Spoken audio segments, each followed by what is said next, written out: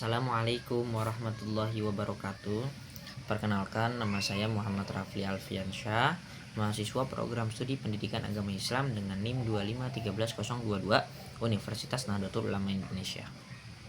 Pada kesempatan kali ini saya akan menjelaskan salah satu firqah atau aliran dalam Islam, yaitu Mu'tazilah.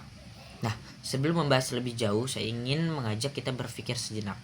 Pernah nggak kita semua itu bertanya, apakah manusia itu benar-benar diberikan kebebasan dalam menentukan perbuatannya? Atau semua yang kita lakukan sebenarnya itu sudah ditentukan oleh Allah Subhanahu wa taala? Nah, pertanyaan-pertanyaan yang seperti inilah yang sejak masa awal Islam menjadi bahan diskusi para ulama dan pada akhirnya melahirkan berbagai aliran dalam ilmu kalam. Salah satunya ialah Mu'tazilah. Nah, Mu'tazilah itu merupakan salah satu aliran teologi Islam yang dikenal sebagai aliran rasional. Mengapa demikian? Karena memberikan kedudukan yang sangat penting kepada akal dalam memahami persoalan-persoalan akidah. Menurut mereka, akal manusia itu merupakan anugerah Allah yang mampu membedakan mana yang baik dan mana yang buruk, bahkan sebelum datangnya wahyu. Namun, mereka ini tetap menjadikan Al-Quran dan Sunnah sebagai sumber ajaran, hanya saja penafsirannya itu lebih banyak menggunakan pendekatan rasional.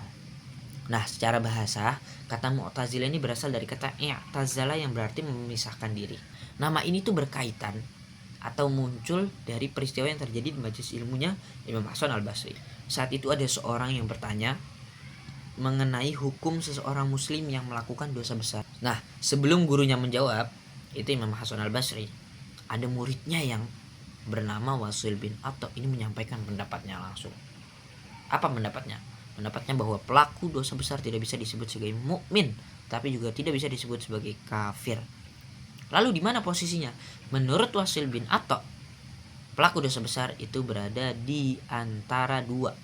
Tidak bisa disebut sebagai kafir, juga tidak bisa disebut sebagai mukmin. Nah, pelaku dosa besar itu berada di posisi di antara keduanya. Nah, setelah menyampaikan hal tersebut, Wasil ini berpindah dari majelis gurunya, sehingga Imam Hasan Al-Basri kemudian berkata, i'tazala anna al-Wasil, yang artinya Wasil itu telah memisahkan diri dari kita. Dari peristiwa itulah muncul namanya Mu'tazilah. Secara historis, Mu'tazilah ini lahir pada abad kedua Hijriah di kota Basra atau Irak. Kemunculan ini tidak bisa dipisahkan dari situasi politik setelah Rasulullah wafat. Mu'tazilah hadir sebagai salah satu kelompok yang mencoba menjawab persoalan tersebut melalui pendekatan rasional, persoalan-persoalan akidah. Aliran ini juga berkembang pesat pada masa dinasti Abbasiyah, khususnya ketika Khalifah Al-Ma'mun yang menjadi sebagai khalifahnya. Bahkan Khalifah Al-Ma'mun ini menjadikan Mu'tazilah sebagai madzhab resminya. Tokoh-tokoh utamanya diantaranya ada Wasil bin Atta sebagai pendirinya, kemudian ada Amr bin Ubaid, Abu Haluzail, Al-Alaf, Ibrahim An-Nazam, dan yang lain-lainnya. Selanjutnya, Mu'tazilah ini memiliki 5 ajaran pokok yang dikenal sebagai al-usul al-khamsah. Apa saja? Yang pertama itu ada at-tauhid, yang mana Mu'tazilah menegaskan bahwa Allah Maha Esa secara mutlak. Yang kedua itu ialah prinsipnya adalah al-adl atau keadilan Allah. Menurut Mu'tazilah, Allah itu maha adil sehingga mustahil Allah itu menghukum manusia atas sesuatu yang bukan pilihannya manusia sendiri. Nah, oleh karena itu Mu'tazilah ini mendapat bahwa manusia itu diberikan kebebasan untuk memilih dan bertanggung jawab penuh atas amalnya.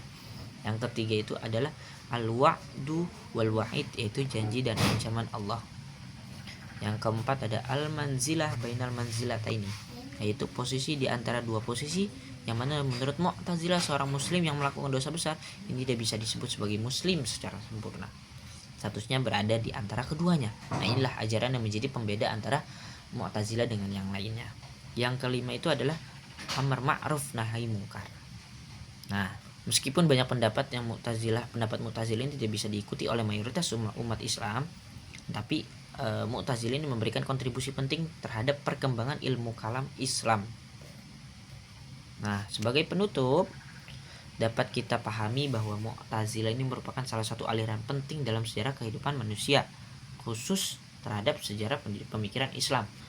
Mungkin hanya itu yang bisa saya sampaikan, kurang lebihnya mohon maaf.